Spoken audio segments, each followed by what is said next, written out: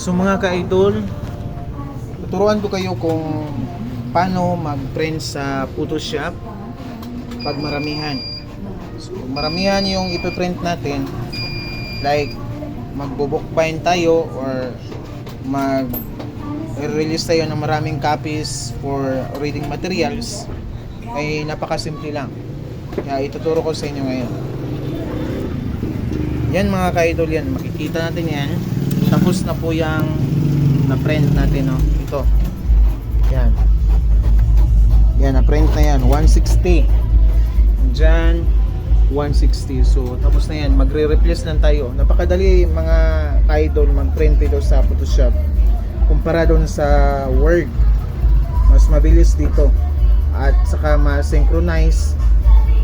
At hindi ka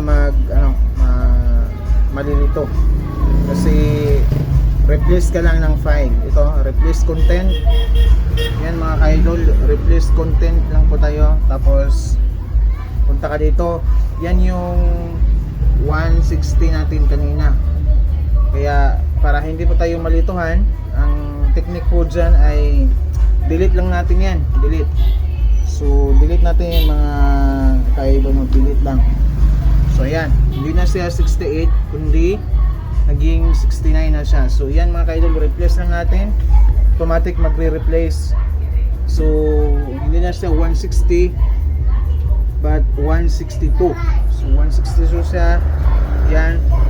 At saka control P lang natin, control P para mag-print. Yan. Ayan mga ka-idol, no? So pagkatapos ng mag-control P, yan ang lalabas. So yan. So nasa Epson Workforce 5790 po yung pagpiprintan natin na printer. Tapos 22 copies. Yan mga ka-idol. At saka tingnan niyo din mga ka-idol yan. Kasi baka hindi niyo makita yung naka-landscape at saka yung portrait. Yan. Yan mga ka-idol, yan yung portrait. It means pag portrait ang naka-default dyan sa printer mo, ganito yung kalalabasan ng bond paper. Magiging nasa gitna lang yung content niya, tapos vacant yung nasa baba at saka sa itaas. Hindi po yan fit sa paper. Kaya piliin niyo talaga at tingnan niyo kung anong naka-layout dyan sa Photoshop niyo. Kung naka-portrait, portrait. If naka-landscape, landscape lang po. So landscape po tayo. Ito, click nyo lang po yan, landscape. At mag-iiba yung portrait ng ating pagpiprintahan mga ka-idol. So print natin mga ka-idol. So copies natin mga ka-idol, hindi po 15 kundi 22. So 22 copies po yan mga ka-idol.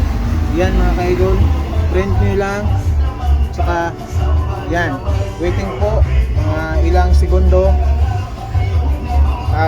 Pagkatapos niyan, pagkatapos yan, pag wala na yan, mag-print na yan dun sa printer nyo. So yan, mag-print na yan. So ito siya mga ka-idol, no? So print na siya. So yan.